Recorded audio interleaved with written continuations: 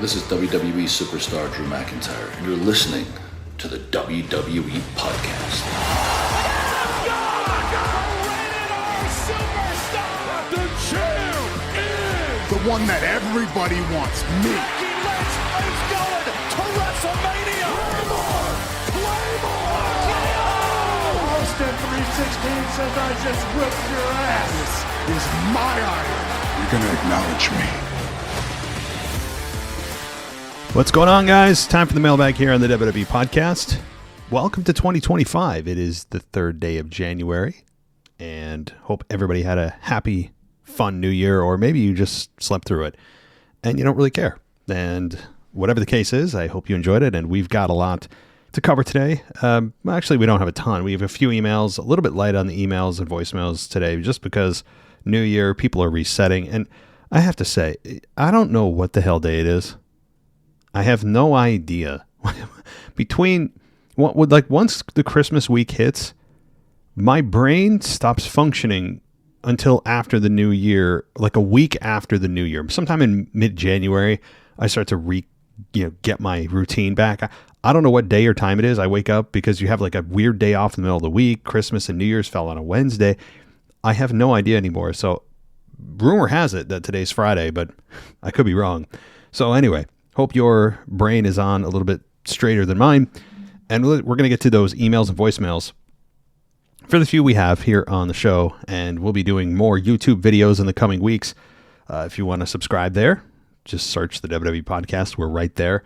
And that's going to be a platform that we continue to grow on.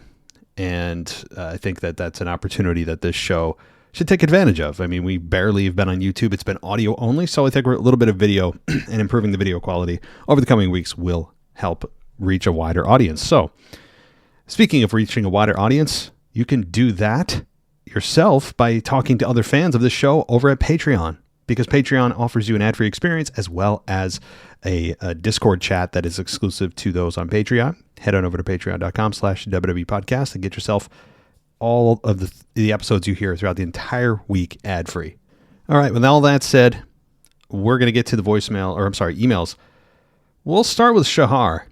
It's been a while. So what's Shahar over there in Israel got to say? So she's saying, hey, Matt, what's up, my friend? I know it's already 2025, but it's never too late to give you my choices for 2024. Best wrestler? Cody Rhodes, obviously. I got to actually watch him live, finish his story, and it's a moment I'll never forget. Besides that, I think he had a hell of a year, feuding with The Rock, AJ Styles, and of course, Kevin Owens. Hopefully 2025 will be his hill year. Again, you guys know, I'm no fan of Cody. But in ring, he is very good. No doubt about it. He is, fundamentally sound doesn't even begin to describe it. He's fluid. He makes it look easy. He's Randy Orton-esque, which makes it so appealing to think about when those two finally clash and when Randy finally turns on him, which again, I think could be WrestleMania, but we'll see. But I can't disagree with you, given the fact that the company put their entire weight of the future on his shoulders at WrestleMania 40, and anointing him as the face of the company, as the face of the new era. You talk about pressure. You talk about responsibility. That's a hell of an accolade to put on your resume. And his title run, has been boring. I know you didn't say that, but I did. His title run has not been very fun, even if you're a Cody fan. And I'm trying to put myself in those shoes sometimes. I don't see how this has been a particularly exciting title run since April. Not to say he hasn't had good matches, but the programs have been kind of, dull or formulaic. Again, for the first few months, it felt like he was just coming over to Raw and SmackDown and Raw, cutting promos and being interrupted, but no real program. Yeah, it's been, subpar. However, I can't disagree with you, and the company certainly wouldn't either, given how much confidence they've put behind Cody and put in themselves that Cody's the guy. All right, the best woman wrestler. I wanted to give it to Rhea, but she was injured for a long time, and I can't say this was her year. unlike last year. I sure as hell won't give it to Liv Morgan, a champion that simply can't win by her own or on her own. One victory over Io Sky is not enough. I give it to Nia Jax. She's been a dominant champion, Queen of the Ring finalist. She turned Tiffy into a little puddle, and she is basically awesome. Well, once again, I can't disagree. And not many people look at Nia as really the face of the women's division. And really for the reason of Rhea and Liv have dominated the women's division, even though they're on a separate brand for the last several months. I mean, really since SummerSlam. Because of the whole Dom story, and it was well told. Yes, we're beyond its shelf life now. I think we're all ready for Liv and Rhea to end, and I think it will on Monday night. And we have had on the secondary story, on a secondary tier, we have had Nia Jax feuding with various women on the SmackDown side of things. But I think she's done a nice job. I was advocating for her to win the women's championship because her first run was forgettable. I actually forgot she was women's champion before she actually won it for the second time. This run was more memorable. Her second run in WWE has been more than you could ever ask or think it could be. Coming from where she was, the reputation that she had with fans of being dangerous in the ring. And I'm sure to some extent backstage, she had that reputation. Not all injuries that she was in the ring for were her fault, but she was blamed for them nonetheless. So she gained that reputation. And fans somewhat dismissed her. And then she came back and really found herself. Really found who and what she is. And it took some time, but she's here. And I think she could even ascend higher than where she is now. And that's to say that, yeah, she's a champion right now on SmackDown. She's the WWE Women's Champion. But just because you're a top champion doesn't make you the top guy or girl in the company. Because what are fans talking about? What's social media talking about? How are the crowds actually reacting when you're there? So I think Nia has even more in her to really be the focal point of the women's division. We'll see what 2025 brings. I think Tiffany Stratton is slated to become champion. She's going to cash in. It may be at Mania. It could be at the Rumble. It could be after WrestleMania. But we're waiting for that to collapse. And the chemistry and the teasing of Tiffany cashing in has been fun. But I still believe the women's and men's Money in the Bank briefcases should not be a requirement that the winner carry them around all the time. The reason is it just takes the fun out of it because then it's at the forefront of your mind. If you want part of the cash-in to be a surprise, and sometimes the surprise cash-in is fun, look at Damian Priest at WrestleMania 40. You want it out of the minds of fans, which means take the physical, the symbolic part of the win off camera. Don't have them carry the damn briefcase unless they're going to cash in. To have them walk out in a promo, like if they're the first ones out or they're coming out when a champion is not down or they're clearly not going to cash in and there's no scenario unfolding where they could cash in, they should not bring it out. But they do. And I don't know why. So, let's continue. Men's match of the year. Cody Rhodes versus Roman Reigns at WrestleMania Night 2. I mean, sure, the ending was predictable, but I'm the first one to say predictability is not a bad thing inherently. I think the ending was overbooked, although I will also pat myself on the back that I nearly nailed every single return and how it would happen with the setups, minus Stone Cold, who was slated to be there had it not been for money. They couldn't come to terms on it. The Undertaker slotted in for Stone Cold. I was 99% correct. But sure, if you like big returns and returns often for no reason, and Legend returns to and be involved in a match that really they had no stake in, like what the hell's The Undertaker's beef with The Rock? What stake does he have to help Cody? I mean, both of them are nothing, right? Both of them, the answer is he has no business. He has no business helping Cody. He has no business hurting The Rock or hurting Roman. I mean, sure, you could say, well, he's really hurting Roman because, Roman beat him at WrestleMania 33. Well, first of all, that was 7 years ago, almost 8. Second, he attacked The Rock. He didn't attack Cody. Or I'm sorry, he didn't attack Roman. He attacked The Rock. So it was just a legend that was there that didn't need to be there from a logical standpoint. Again, Stone Cold would have made at least a little more sense because you have Stone Cold and The Rock with a natural rivalry that is going on forever. They have WrestleMania moments. The Rock and The Undertaker do not have a WrestleMania match or a moment together. So sorry to burst everyone's bubble on that. I know it was a cool moment, but it was a cool moment only in the only in the respect that it's The Undertaker in the main event of WrestleMania 40 making an impact. But from a logical storytelling perspective, it makes no sense for him to be there at all for any reason. So, yeah, sure. If you like a little bit of an overbooked main event for WrestleMania 40, fine. If you were just looking for Cody to win, fine. If you wanted Roman to finally drop the belt, which is the main reason I was excited to see that match, then sure. The match quality I thought was very good.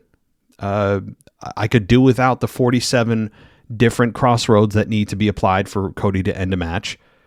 That said, I can't argue with you if your criteria are it's WrestleMania 40, legends are coming out, oh my God, look at all these surprise returns, and Cody finally finished the story. Well, fine. Do I think it was the best wrestling match of all time? No, I don't.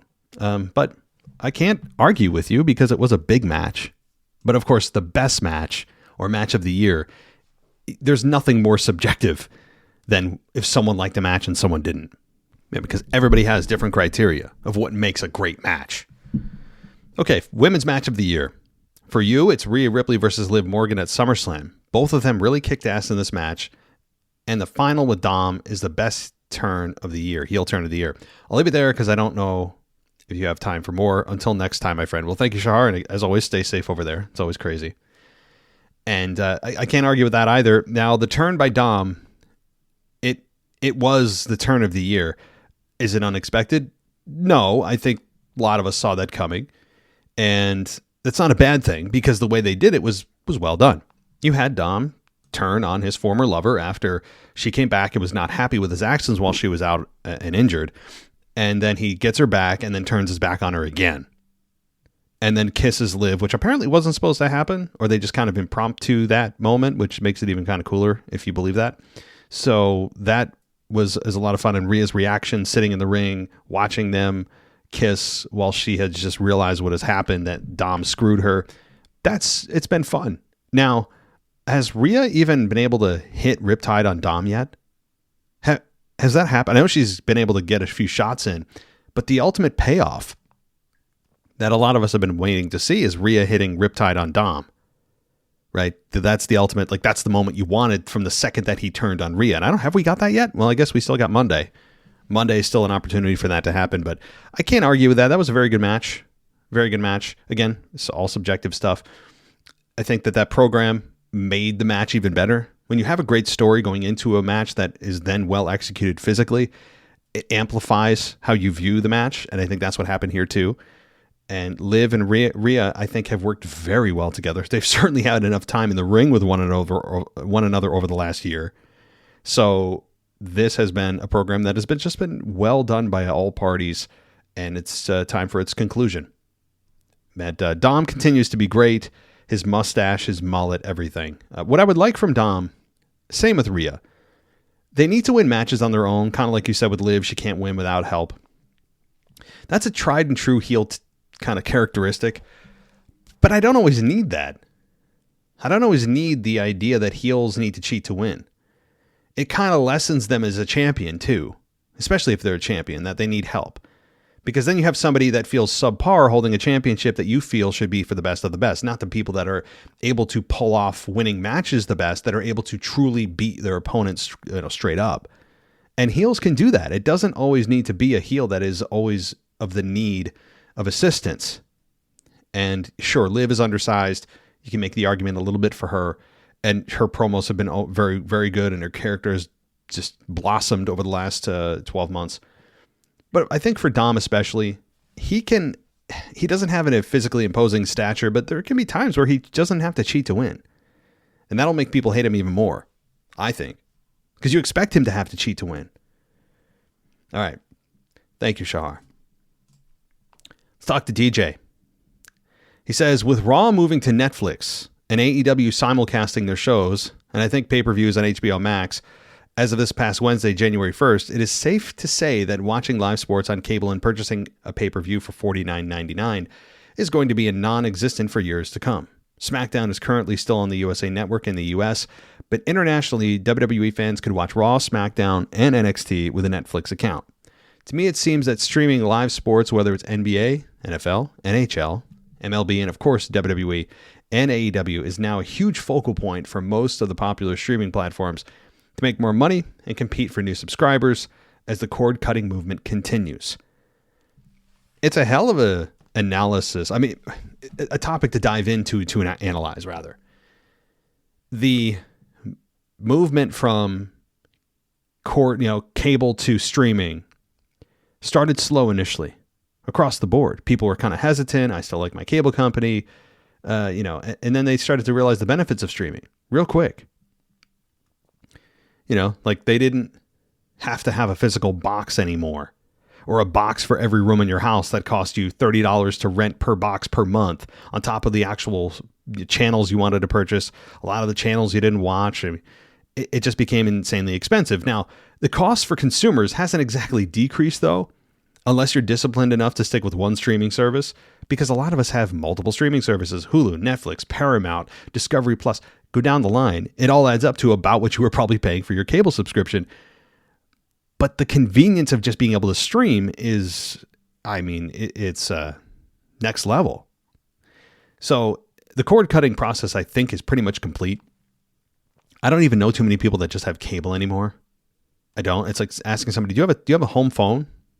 You have people looking at you like, what do you mean a home phone? You basically have cable companies. That used to be the package, right? You used to get a cable subscription on top of, phone for extra $10 a month with caller ID. Remember that? That's gone by the wayside. I mean, they're essentially going to pay you to take their phone service. So the cable cutting process, I think, is nearly complete across the board in the United States and really across the world, as everything is stream, cloud service. And, it's got its benefits. It's on the go. You don't have to have your cable box set up to stream. Although I think there used to be like a cable streaming service that you could download an app for, Spectrum or whatever, but it's not as intuitive or convenient as Netflix, Hulu, and all the rest. So, and on top of it, the ad revenue on those platforms is much higher than it is for cable subscriptions at the moment. So, all right, back to wrestling. A quick interesting point to mention is that Cody Rhodes and KO, the ladder match for the Undisputed title, is scheduled for the Rumble and not at the next Saturday's main event that is scheduled for January 25th. I wonder if Randy returns either in that match to interfere, or does he appear at the Rumble? It would have made sense for the ladder match to be at Saturday night's main event because of the nostalgia factor that the challenger and champion will be competing for both championship belts, kind of similar to the Razor Ramon Shawn Michaels ladder match when they competed for the 2 IC belts that were hanging above the ring at WrestleMania 10. I don't know why they're doing it. There's got to be a reason. But the idea, though, that Kevin Owens and Cody Rhodes also can't compete in the Rumble, and this is not what you said, DJ, but just I've heard it, that just because they're competing in a match at the Royal Rumble doesn't mean they can't also compete in the Rumble. I mean, that's happened before. I mean, Roman Reigns did it, among others, where I think Brock did it too, Brock Lesnar, where you had an actual match at the Rumble, but then you were also an entrant in the Rumble. So that's still possible. I wouldn't exempt them, but Randy's going to come back. He's coming back. He's going to attack Kevin Owens and cost him the championship. Kevin Owens is not going to win. I'll continue to say this. I feel like I've said this for the last 5 years, that Kevin Owens has been in and out of the main event title scene. Not the time. He'll come close, but not win. That continues to be the case. I feel bad for KO, who just can't time it right. It never feels like he's in the title picture at the moment when it feels like it's ready for the champion to drop the belt.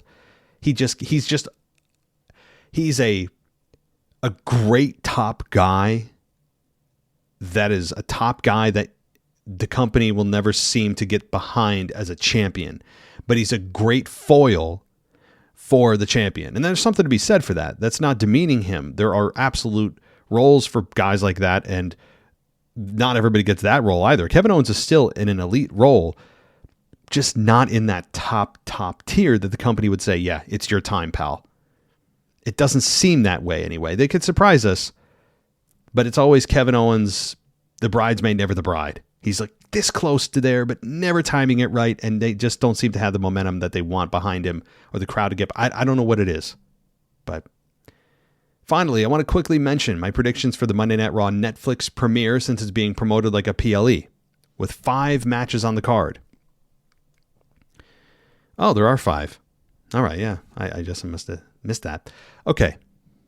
Roman versus Solo in the Tribal Combat match. Roman wins and gets back his Ulafala. Drew versus Jay. You're predicting Drew wins. Rhea versus Liv in the last woman standing championship match. Rhea wins and the feud finally ends, but then Charlotte returns, has a stare down with Rhea, and possibly Becky returns to interfere during the match. Wow, a lot of returns there. Well, I don't know if... Is Charlotte even a Raw star, if they're going to pretend to adhere to the rules of the draft? Was she even drafted, or was she injured during the draft? I mean, my prediction is for Charlotte to be a top suspect for the Jade Cargill attack. That's my guess, but you could be right. The New Day, the Boone Day New Day versus Rey Mysterio and a mystery tag team partner that's not Dragon Lee. I predict Rey's team wins. And most likely the main event, Punk and Rollins. You're predicting that Rollins wins. Rollins needs his victory more than Punk to continue the progression of Seth as a darker, more sadistic character and the continued build to their eventual WrestleMania 41 matchup and probably their WrestleMania Backlash. Sorry, I said back. Yeah, no. You say Backlash. There's no such thing as WrestleMania Backlash.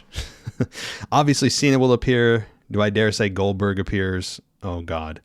I don't think Rock and Brock Lesnar will appear, but I do believe we'll get none other than Joe Hendry to make an appearance. What will he say or do? More on that next week.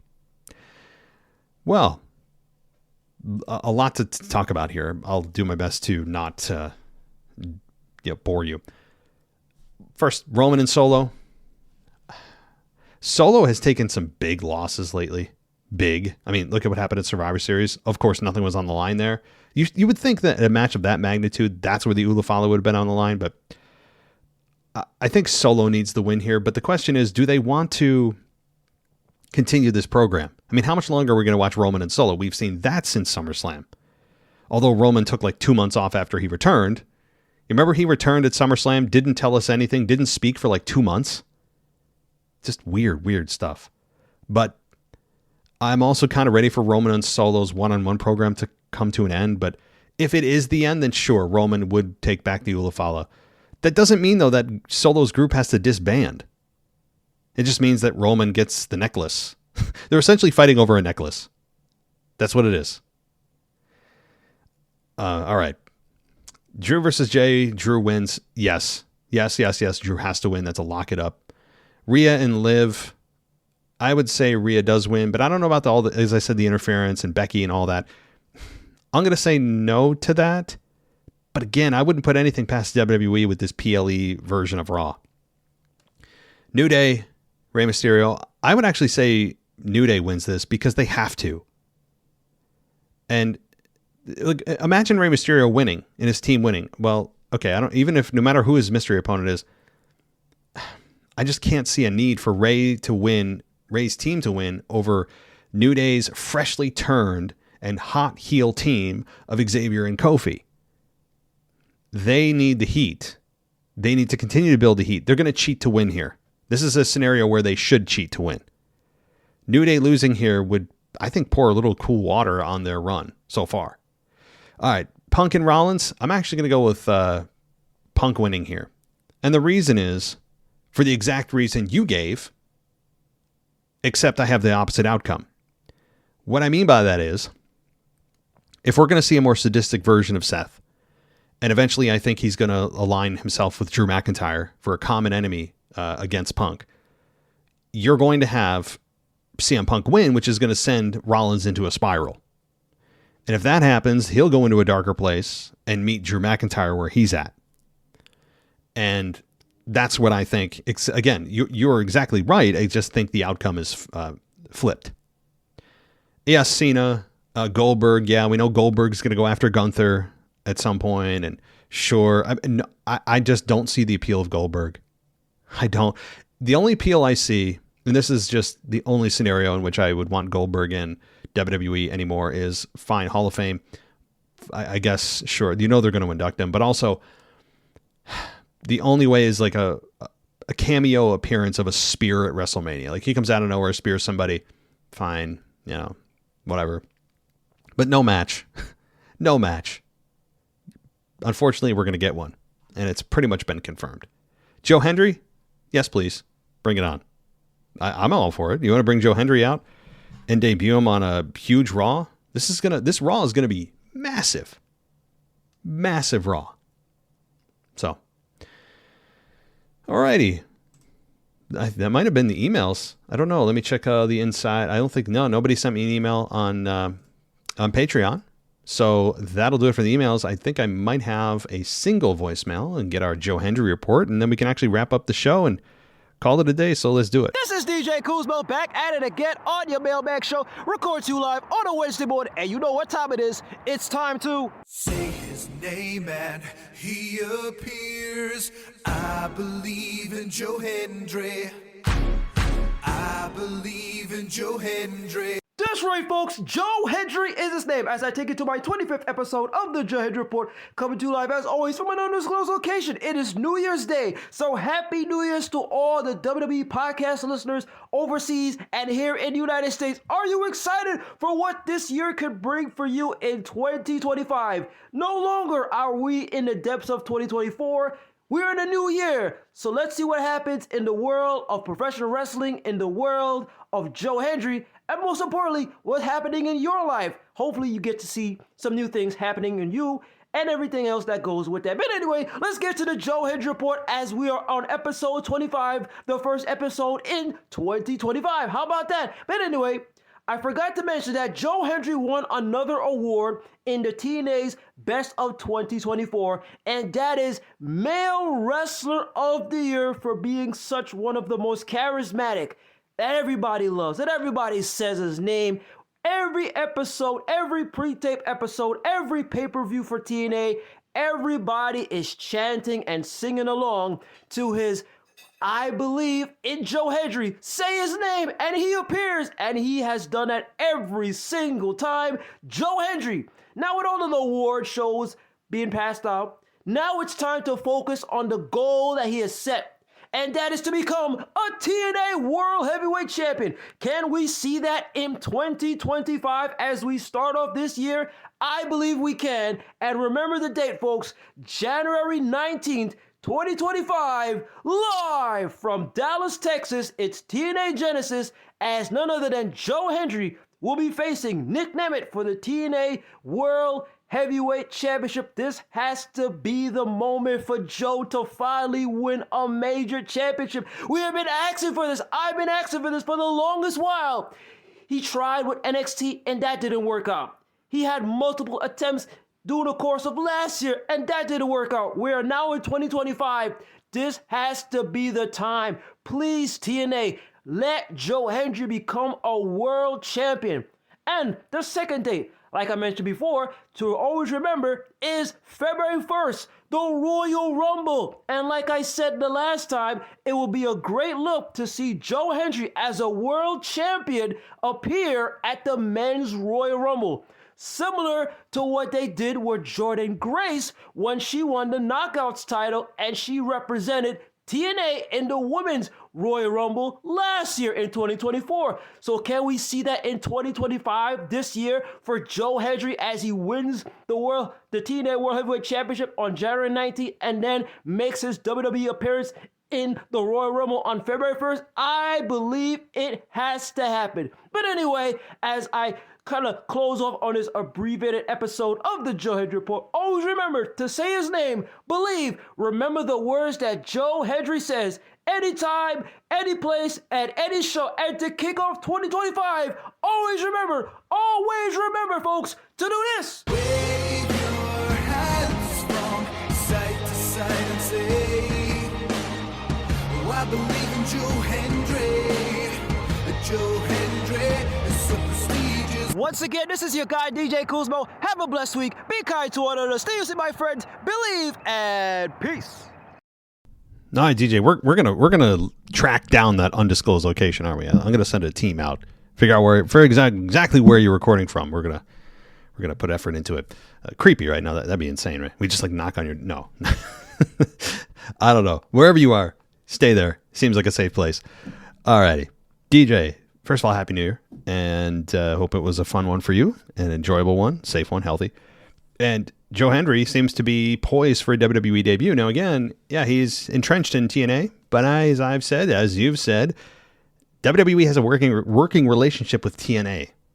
They're not shy about bringing TNA wrestlers over for a cross-promotion temporary one. Now, if Joe Hendry appears on Raw, or he appears at the Rumble, which I have been saying for months, doesn't mean that he's coming back to WWE full-time. Or coming to WWE full time. It just means that maybe it's hey, here's a teaser for what's going to come when his TNA contract expires. That may be what's happening here with Joe Hendry. I think he's going to be a big star in the company. How big remains to be seen. His entrance music certainly is a great start. That's very important nowadays. That it's very much a stick in your head kind of song, much like Cody, much like Sami Zayn, all the ones that sing along, Seth Rollins, go down the line. And those are the ones that stick in your head. Now, it's not the ultimate determination of success, or it's not going to propel you to the main event, but it certainly is a great way to start your career when you have a song that people can't get out of their heads. Even Shinsuke Nakamura has had a hell of a song and continues to have a hell of a song with his remixed version. I mean, they've remixed that song I don't know how many times, but there's no need to. I think Shinsuke's music has been just fine. Same with Roman's. I don't know why they touched his. It was just fine. It was perfect. Even if he was a heel or face, both were great. That music was kind of like a very much, you could fill both roles. Either way, thank you for the continued update. I'm very interested to hear from you next week if Joe Hendry appears on Raw. If he doesn't, well, again, we can continue to look forward to the Royal Rumble for his mildly anticipated debut. Not many people are really talking about it, except kind of us on this show. I haven't heard many people talk about it, but it kind of fits the, wow, Joe Hendry's here, and let's hear what the reaction is, and then he'll go away for a while, and then he'll make his full Raw or SmackDown debut maybe in the second half of 2025, something like that after WrestleMania. But anyway, kind of it's an abbreviated version today, guys, for the show. A lot happening, but a quiet week as expected here. Things are going to ramp up next week. I expect a very, very big show next week, not just for the mailbag, but obviously for WWE and their Raw Netflix debut, which is going to be just star-studded, great wrestling, and we're back to 3 hours. So there is that. So, all right, everybody, please continue to support the show if you like us. Give us a 5-star rating. If you don't, well, give us one anyway out of anger. And you can also hit us up on Patreon and get everything ad-free at patreon.com/WWE podcast. All right, everybody, thanks so much for listening. I'll be back on Sunday with your week in review. Until then, take care. Thanks for listening to the WWE podcast. Don't forget to subscribe on your favorite podcast app so you don't miss a show, or head to WWEpodcast.com. And for all of these shows ad-free, head over to patreon.com/WWE podcast. Until then, we'll see you next time.